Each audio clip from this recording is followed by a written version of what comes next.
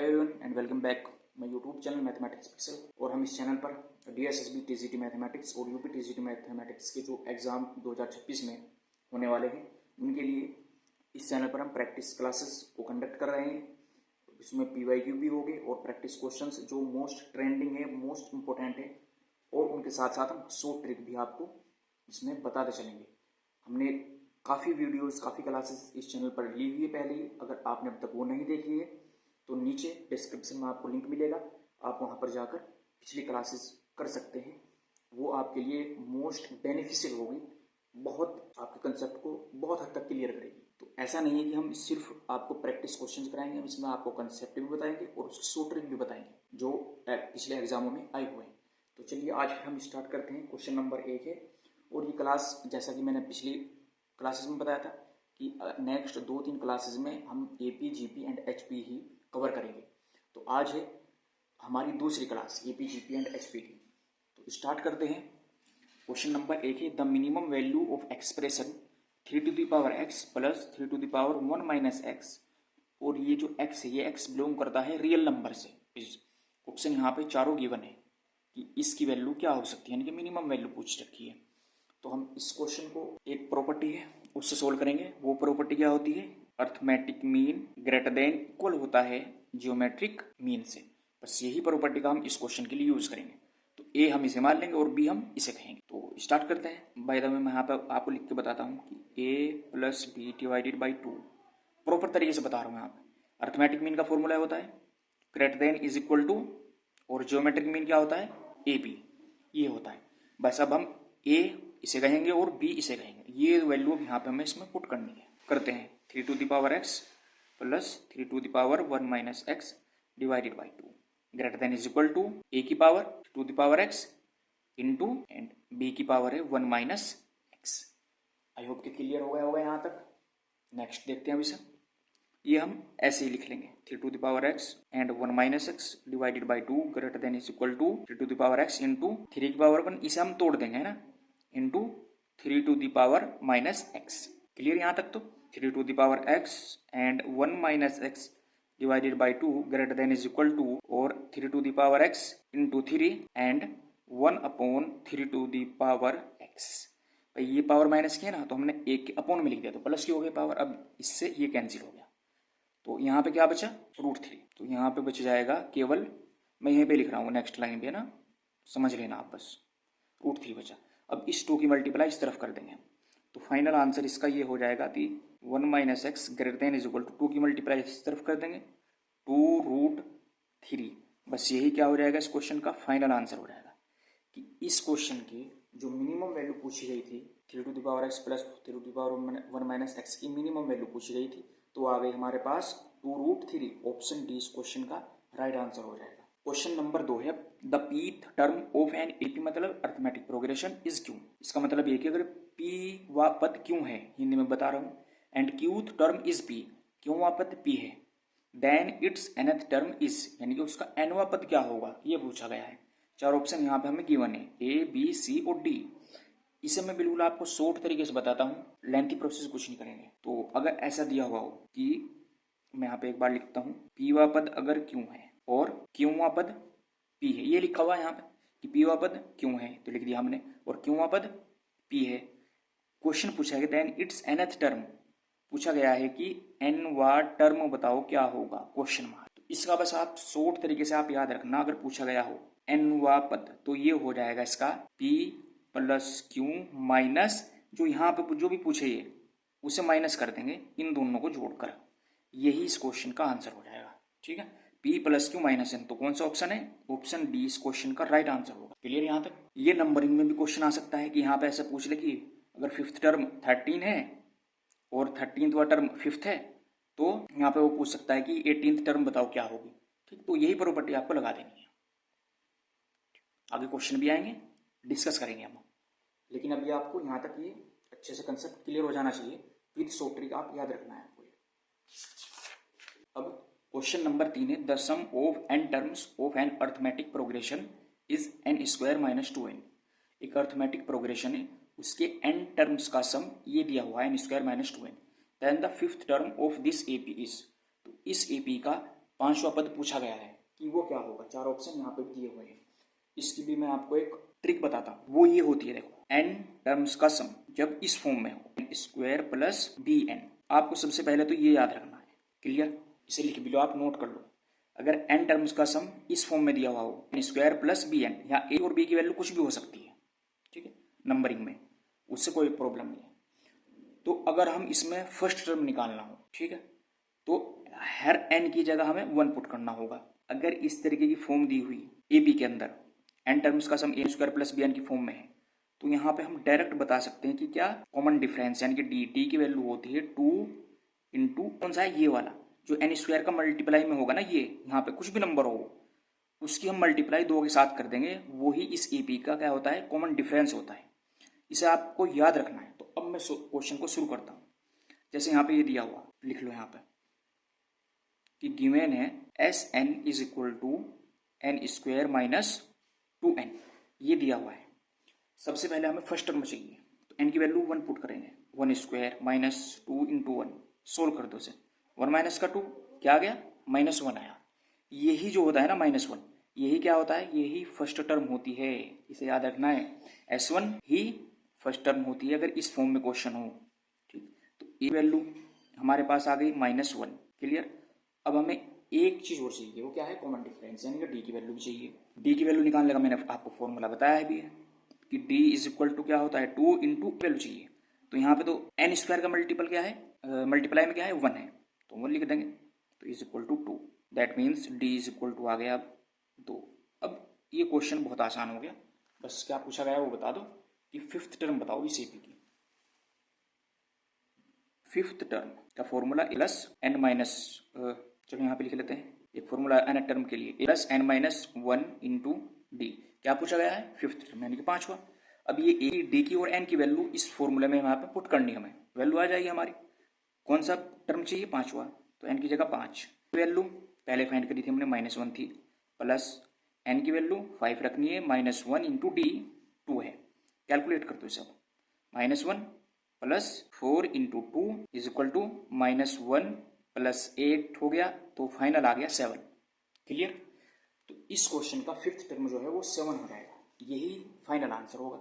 Option B right है इसका। अब क्वेश्चन नंबर 4 है, if T C are in AP as well as in GP then तब। कोई भी अगर 3 नंबर है, ठीक है, इसी वो एपी में भी है और साथ ही साथ जीपी में भी है, तो ये बताना है कि अब इन चारों ऑप्शन में से कौन सा सही होगा या कौन सी कंडीशन सही होगी इस क्वेश्चन के लिए।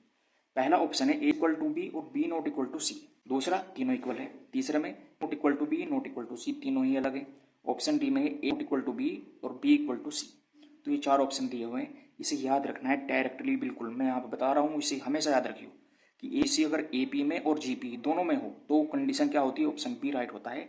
तीनों के तीनों ही नंबर क्या होते हैं, इक्वल होते हैं इसी। क्लियर, बस इसे याद रखना है आपको।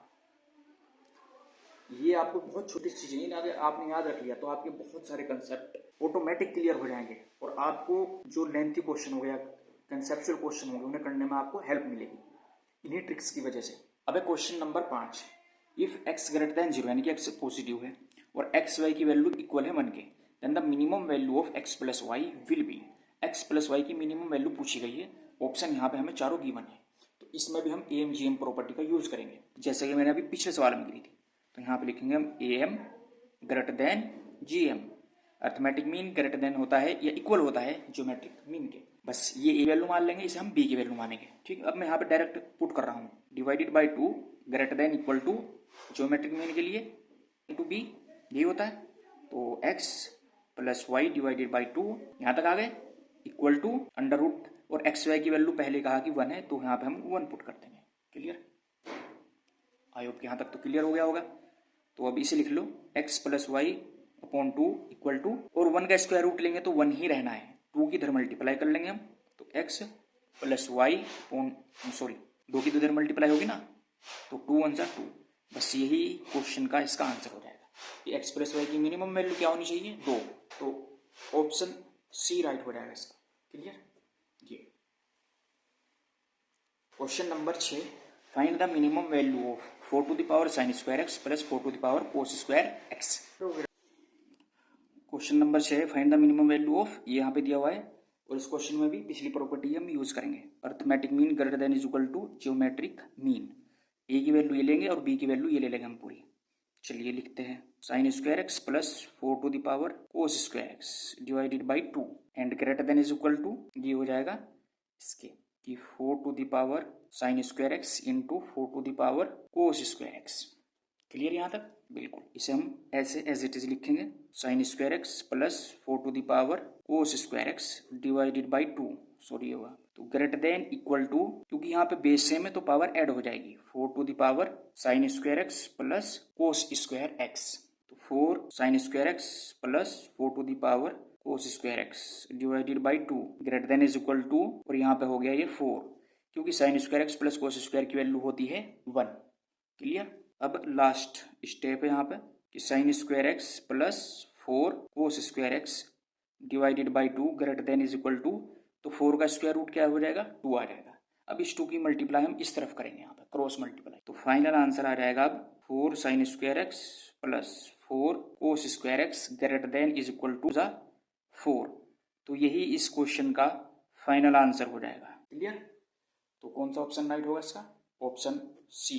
अब question number 7, if 3 positive integers A B C are in GP then log a log b log c are in. देखो यहाँ पे अगर 3 नंबर है हमारे पास पॉजिटिव ए बी सी, ये अगर जीपी में हमने ये जीपी में रखे हैं, ए बी सी अगर 3 नंबर है और तीनों जीपी में है, तो अगर हम इन नंबरों का log लेंगे ऐसे log a log b log c, तो log लेने के तुरंत बाद ये तीनों नंबर एपी में आ जाते हैं। बस ये याद रखिए।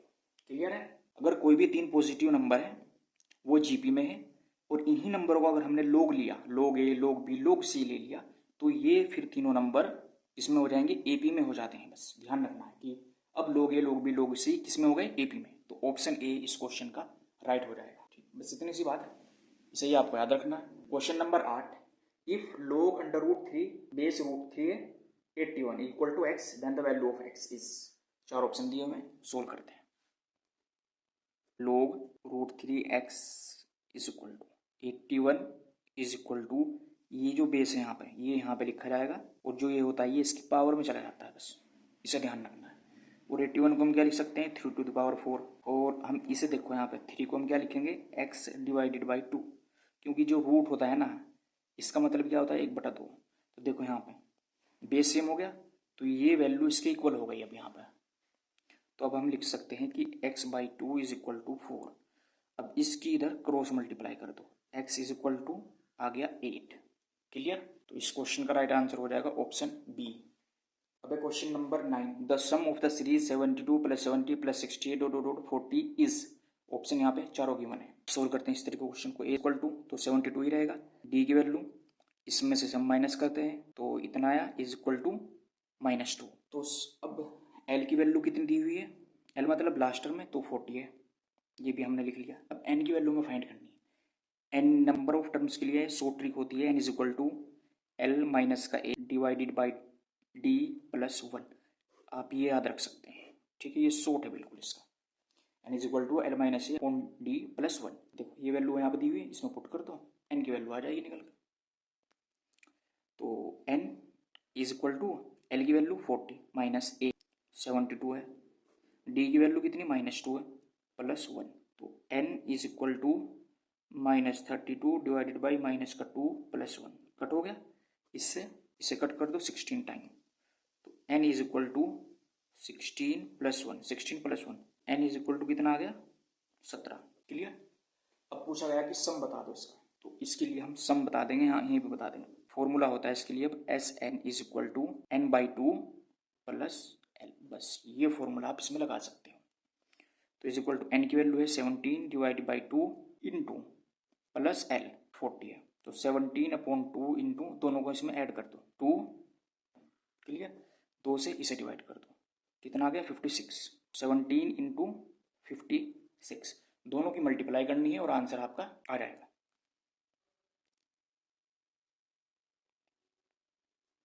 ये रहा आंसर आपका ऑप्शन बी, ये इसका राइट आंसर हो जाएगा। क्लियर? तो अब है क्वेश्चन नंबर 10 और लास्ट क्वेश्चन है, the arithmetic mean between the numbers x plus Y का whole square and x minus Y का whole square is equal to, यानी कि a वैल्यू ये b की वैल्यू है, अर्थमेटिक मीन बताना है सिंपल। तो अर्थमेटिक मीन ये होता है formula plus B divided by 2। Clear? ठीक है, एक वैल्यू एक्स प्लस वाई का होल स्क्वायर दिया हुआ है और एक्स माइनस वाई का होल स्क्वायर डिवाइडेड बाई 2, ये होता है। अब आपको ये भी सोच तरीके से याद रखना पड़ेगा, एक्स प्लस वाई का whole square plus x minus Y का होल स्क्वायर, इसके डायरेक्ट इक्वल ये होता है, इसे ध्यान रखियो बस। 2 into x square plus y square divided by ये नीचे एज इट इज है 2। चाहे आप इसे सोल्व करके देख सकते हैं, प्लस बी के होल स्क्वायर का फॉर्मूला लगाकर दोनों में, ठीक है। इसमें माइनस बी के होल स्क्वायर का लगेगा, तो कटने के बाद में यही आएगा, तो इसीलिए इसे आप इसकी वैल्यू डायरेक्ट याद रखना है आपको। 2 ब्रैकेट में x square plus y square और 2 से कैंसिल हो गया 2, क्या बचा x square plus y square, यही क्या होगा इसका अर्थमेटिक मीन हो जाएगा। इसका ऑप्शन ए हो जाएगा। क्लियर? अगर आपको अभी किसी क्वेश्चन में कोई डाउट है तो आप कमेंट बॉक्स में जरूर पूछिए, हम नेक्स्ट क्लास में उसे डिस्कस करेंगे। थैंक्स फॉर वॉचिंग, मिलेंगे नेक्स्ट वीडियो में।